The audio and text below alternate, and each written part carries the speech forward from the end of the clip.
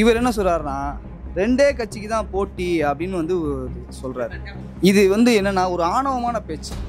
முதல்ல வந்து ஒரு தலைமை பண்பே இல்லாத பேச்சு, ஒரு தலைவனுக்கான வந்து ஒரு தகுதி இல்லாத பேச்சு. 2026 2 பேருக்கு நடுவில் தான் போட்டியே.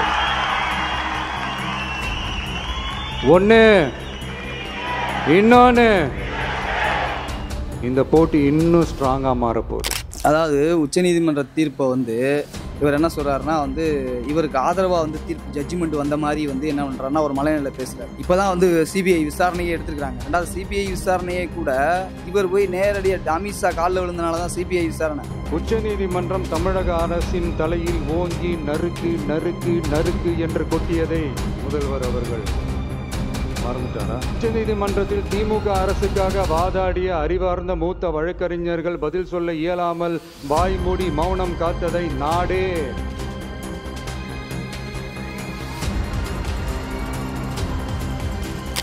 நான் என்னங்கன்னா, நீங்கள் வந்து தமிழ்நாட்டுடைய வேட்பாளராக தாவேகா வேட்பாளராக விஜய் நிற்கிறதா இல்லை, அமித்ஷாவே நிற்கிறாருன்னு தான் அர்த்தம். விஜய்க்கு பின்னாடி விஜய் முகமாக அமித்ஷா முகம் இருக்குன்றதான் எங்களுடைய குற்றச்சாட்டு. மக்கள் விரும்பும் முதல்வர் வேட்பாளர், நாளைய நம்பிக்கை, வெற்றி தலைவர் தளபதி இருக்கிறார். பத்திரிகையாளர்கள் சந்திக்கிறதுக்காக கேட்குறாங்க, சார் 31 பேர் 40 பேர் செத்து போயிட்டாங்க, உங்களுக்கு ரெஸ்பான்சிபிலிட்டி, நீங்கள் தான் பொறுப்பு, பதில் சொல்லுங்கள் சார்னு கேட்குறாங்க. பத்திரிகையாளர்களை சந்தித்து பேட்டி கொடுக்காம கூட ஓடுனது யார் பயந்துக்கிட்டு? விஜயா இல்லை வந்து ஸ்டாலினா? நிர்மல்குமார் ஓடிவிட்டார். யாரு ஓடுனது? உங்க அப்பா கைது செய்யும் பொழுது நீங்க ஓடுனீங்களே, அப்படியா ஓடுனாங்க? திமுக வரலாறு தெரியுமா?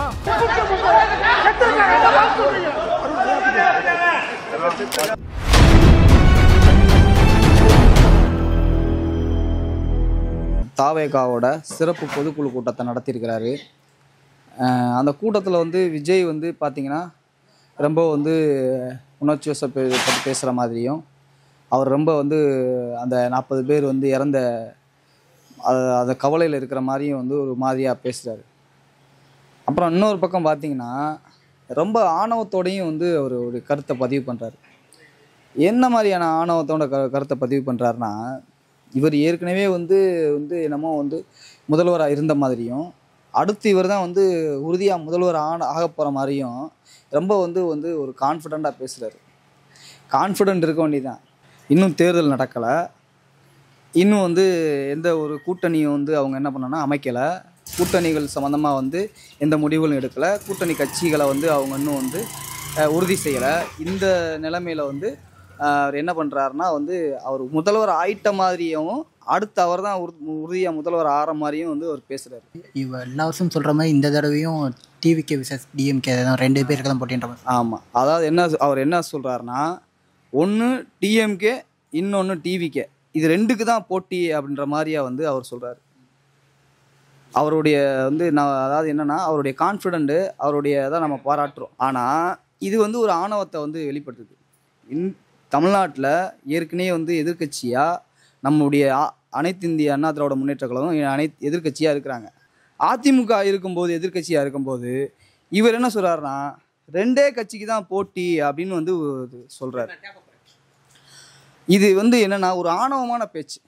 முதல்ல வந்து ஒரு தலைமை பண்பே இல்லாத பேச்சு, ஒரு தலைவனுக்கான வந்து ஒரு தகுதி இல்லாத பேச்சு.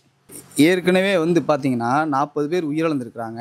அவரை போய் அந்த குடும்பத்தை போய் நேரில் சந்திக்கலை. பாதிக்கப்பட்ட குடும்பத்தை வந்து இவர் நேராக பண்ணையார் மாதிரி பனையூருக்கே வர சொல்கிறார். ஒரு தலைவருக்கான தகுதியே இல்லை, தலைமை பண்பே இல்லை. இவர் பனையூரில் இருந்துக்கிட்டு பாதிக்கப்பட்டவங்கள அங்கே வர சொல்கிறார். அங்கே வந்து என் காலில் விழுந்து ஆசீர்வாதம் வாங்கிட்டு நீங்கள் வந்து என்ன ஆறுதல் வாங்கிட்டு போங்கன்ற மாதிரியே இருக்குது. இது வந்து என்னென்னா இன்னொரு விஷயம் என்னென்னா, நல்ல வேலை அந்த 40 பணத்தையும் இப்போ இப்போ இதுக்கு பனையூருக்கு கொண்டு வாங்க, அங்கே வச்சு நான் அஞ்சலி செலுத்தணும்னு சொன்னாலும் சொல்லியிருப்பார்னு நினைக்கிறேன். இப்போ நீங்கள் சொன்னீங்க தலைமை பண்பு இல்லை, அதே தான் ஹைகோர்ட் நீதிபதி அவரும் சொல்லியிருந்தார். ஆனால் இன்றைக்கி அந்த நீதிபதி சொன்ன தீர்ப்பே ஒரு கொஞ்சம் விமர்சிச்சிருந்து அந்த மாதிரி கொஞ்சம் வார்த்தைகளை விட்டுருந்தா, இது எப்படி பார்க்குறீங்க? அதாவது உச்சநீதிமன்ற தீர்ப்பை வந்து இவர் என்ன சொல்கிறாருன்னா வந்து இவருக்கு ஆதரவாக வந்து தீர்ப்பு ஜட்ஜ்மெண்ட் வந்த மாதிரி வந்து என்ன பண்ணுறாருன்னா ஒரு மலைநிலையில் பேசுகிறார். இப்போ தான் வந்து சிபிஐ விசாரணையே எடுத்துருக்காங்க. ரெண்டாவது சிபிஐ விசாரணையே கூட இவர் போய் நேரடியாக அமித்ஷா காலில் விழுந்தனால தான் சிபிஐ விசாரணை. இங்கே வந்து நீதிபதி விசாரணை காவல்துறை விசாரணைக்கு உட்படுத்தி இருக்கும்போது இவங்க ஏன் சிபிஐ விசாரணை கேட்குறாங்க? ஏன்னா சிபிஐ விசாரணைக்கு போகிறதே வந்து சென்ட்ரல் கவர்மெண்ட்டை சரண்டர் ஆகிறதுக்கு பேர் தான் சிபிஐ விசாரணை. ஏற்கனவே தான் ஸ்டேட் கவர்மெண்ட்டு தான் வந்து ஒரு விசாரணை நடத்துதில்ல. இவர் ஏன் சிபிஐ விசாரணை கேட்குறாரு? போய் ஏன் வந்து அமித்ஷாவை சந்திக்கிறாரு? ஏன் குருமூர்த்தியை சந்திக்கிறாரு? ஏன்னா இந்த 40 பேர் படுகொலை 41 பேர் படுகொலையிலிருந்து தப்பிக்கிறதுக்காக என்ன பண்ணுறாருன்னா ஒரு சிபிஐ விசாரணை கேட்குறாரு. எங்கள் பாரதிய ஜனதா கட்சிகிட்ட போய் சரண்டர் ஆகிட்டோம்னா எப்படியே நம்மளை காப்பாற்றிடுவாங்க. இது வந்து விஜயை வந்து இவங்க மறைமுகமாக இறக்கி விட்டதே பாஜக ஆர்எஸ்எஸ் தான். விஜய்க்கு பின்னால் பகிரங்கமாகவே ஆர்எஸ்எஸ் பாஜக மூளையாக செயல்படுறாங்க. திமுக வந்து தமிழ்நாட்டில் ஒரு திராவிட மாடல் ஆட்சியாகவும் சமூக நீதி ஆட்சியாகவும் இருக்குது. அதனால தமிழ்நாட்டை கைப்பற்றுவதற்காக இவங்க பல பேரை வந்து இறக்குறாங்க. ஏற்கனவே வந்து என்ன பார்த்தீங்கன்னா ரஜினிகாந்த் அவங்க இறக்கி விட்டாங்க, சீமானை வந்து இறக்கி விட்டாங்க. இப்போ வந்து விஜய் என்ன பண்ணுறாங்கன்னா தமிழ்நாட்டை எப்படியாவது டேக் ஓவர் பண்ணணும், தமிழ்நாட்டை எப்படியாவது கைப்பற்றணுன்றதுக்காக ஒரு மிகப்பெரிய அரசியல் லாபி பண்ணுறாங்க. இதுதான் அதுக்கு பின்னாடி இருக்கக்கூடிய நான் என்னங்கன்னா நீங்கள் வந்து தமிழ்நாட்டுடைய வேட்பாளராக தாவேகா வேட்பாளராக விஜய் நிற்கிறதா இல்லை, அமித்ஷாவே நிற்கிறாருன்னு தான் அர்த்தம். விஜய்க்கு பின்னாடி விஜய் முகமா அமித்ஷா முகம் இருக்குன்றதா எங்களுடைய குற்றச்சாட்டு. ஆதவ அர்ஜுனா வந்து யார் ஓடினது, நாங்களும் ஓடல, கலைஞர் அரெஸ்ட் ஆனப்போ ஸ்டாலின் தான் ஓடினாரு அப்படின்ற ஒரு விமர்சனம் வைக்கிறாருல, இதை நீங்கள் எப்படி பார்க்குறீங்க? அதாவது வந்து ஆதவ அர்ஜுனா சொல்கிறதுமே கூட வந்து என்னென்னா காமெடியாக நகைச்சுவையாக இருக்குது. அப்புறம் என்னென்னா வந்து கேலிக்கூத்தான ஒரு விஷயமா இருக்குது. ஏன்னா 40 பேர் செத்தப்ப பத்திரிகையாளர்கள் நாட்டினுடைய ஜனநாயகத்தினுடைய 4வது தூணாக இருக்கக்கூடிய ஜனநாயகத்தினுடைய கேள்வி கேட்கறதுக்கு உரிமை இருக்குது. பத்திரிகையாளர்கள் சந்திக்கிறதுக்காக கேட்குறாங்க, சார் 31 பேர் 40 பேர் செத்து போயிட்டாங்க, உங்களுக்கு ரெஸ்பான்சிபிலிட்டி, நீங்கள் தான் பொறுப்பு, பதில் சொல்லுங்கள் சார்னு கேட்குறாங்க.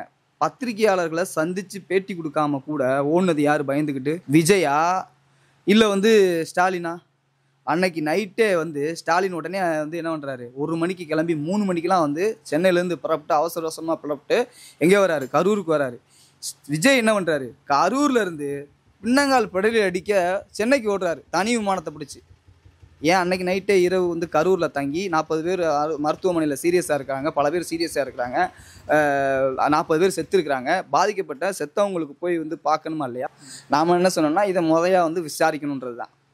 எப்போவுமே வந்து ஒரு கொலை நடந்துச்சு, குற்ற பின்னணி இருக்குது அப்படின்னாலே ஒரு வந்து நீதிபதி விசாரணை அப்படின்றது இயல்பாக எல்லாத்துலேயுமே வந்து ஒரு நபர் ஆணையம் அமைச்சு தான் வந்து ஒரு குழு போட்டு தான் என்ன பண்ணுவாங்க, விசாரிப்பாங்க.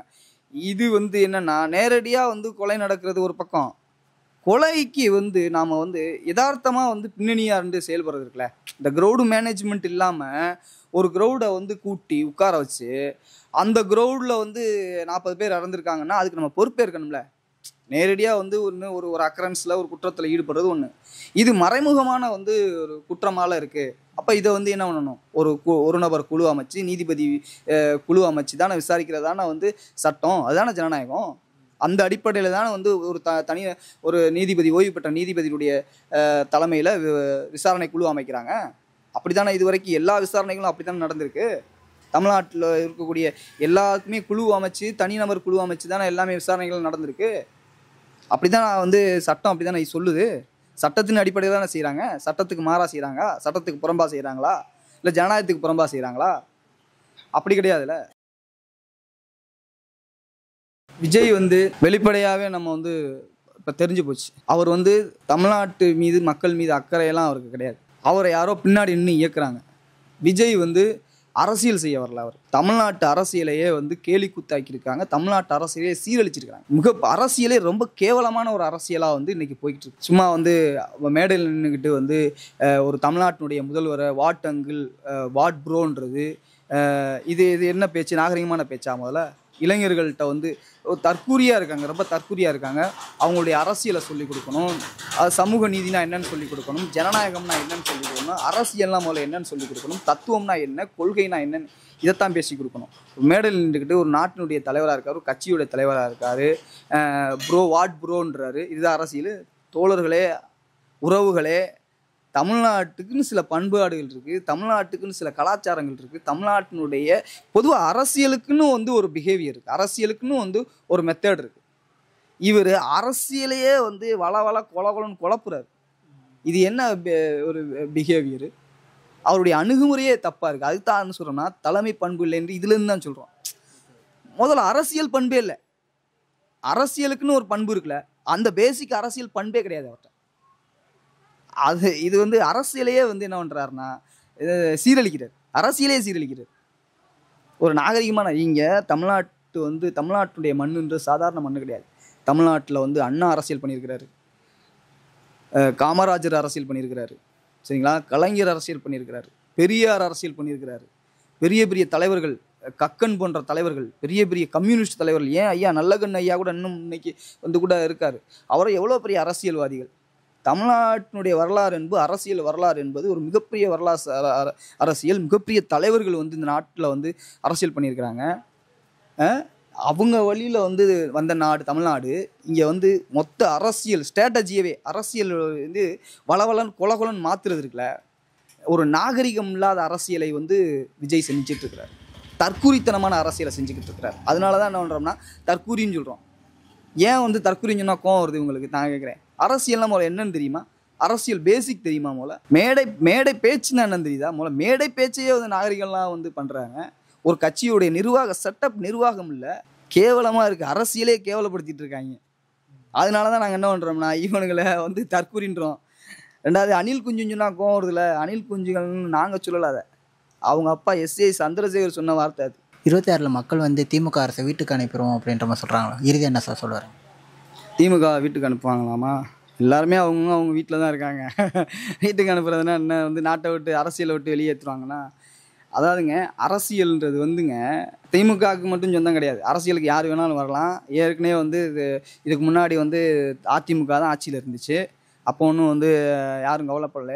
இதில் வந்து யார் நல்ல ஆட்சியை இந்த மக்களுக்கு தர்றாங்கன்றது தான் ரொம்ப முக்கியம். அதெல்லாம் உடனே அதிகாரத்துக்கு வர, நீ அதிகாரத்துக்கு வா, நீ அதிகாரத்துக்கு வந்து நீ என்ன திட்டங்களை வச்சுருக்க, நீ என்ன நல்லது செஞ்சுருப்ப? நான் என்ன கேட்குறேன்னா, இந்த நாட்டில் எஸ்ஐஆர்னு ஒரு இதை கொண்டு வருது மத்திய அரசு. எஸ்ஐஆருக்கு எதிராக நீ என்ன சொல்ல வர? எஸ்ஐஆரை ஆதரிக்கிறியா இல்லை எதுக்குறியா? அவங்க கட்சியிலேருந்து எதுக்குறேன் அப்படின்ற மாதிரி சொல்லிட்டாங்க. எதுக்குறாங்கன்னா வந்து எந்த மாதிரி எதுக்குறாங்க? மக்கள்கிட்ட போய் நீங்கள் அது சம்மந்தமாக வந்து விளக்கம் கொடுக்குறீங்களா? உங்கள் கொள்கை முடிவை சொல்லுங்கள். எஸ்ஐஆர் சம்மந்தமாக நீங்கள் என்ன கொள்கை வச்சுருக்கீங்க? எதுக்குறீங்கன்னா எப்படி எதுக்குறீங்க? அதனுடைய எஸ்ஐஆருக்கு பின்னாடி இருக்கக்கூடிய ஆபத்து என்ன? அதை சொல்லணும்ல. கவின் படுகொலையில் நீங்கள் ஏன் வந்து கவின் வாயை திறக்கல? இந்த நாட்டையே உலுக்கி போட்ட சம்பவம் ஆணவ படுகொலை. கவின் படுகொலைக்கு ஏன் நீங்கள் வாயை திறக்கலை? எல்லாத்துக்கும் தலைவர் தானே. அப்போ ஓட்டுக்காக தான் நீங்கள் அரசியல் பண்ணுறீங்களா? நாட்டு மக்களுக்காக இல்லையா? இதில் என்ன இருக்குது? நானே கேட்குறேன்னா, ஒருத்தன் ஆணவ படுகொலை பண்ணுறான், அவன் ஓட்டு உனக்கு தேவையா? தேவையில்லைன்னு டிக்ளேர் பண்ணுங்கள். ஆணவத்தோட, சாதி ஆணவத்தோட, மத வெறியோடு இருக்கிறவன் ஓட்டு எனக்கு தேவைன்னு டிக்ளேர் பண்ணுங்கள். அவன் ஓட்டு போட்டு நான் ஜெயிக்கணும் அவசியம் இல்லைன்னு சொல்லுங்கள். அப்படி எல்லாருமே போயிடுவாங்களா? அப்படி அந்த எல்லா கம்யூனிட்டியுமே அப்படி வந்து அந்த கம்யூனிட்டி மொத்த பேருமே வந்து அவங்கள ஆதரிப்பாங்களா? அப்படி கிடையாதுல்ல. மனசாட்சின்னு ஒன்று இருக்குல்ல. நன்றி, வணக்கம்.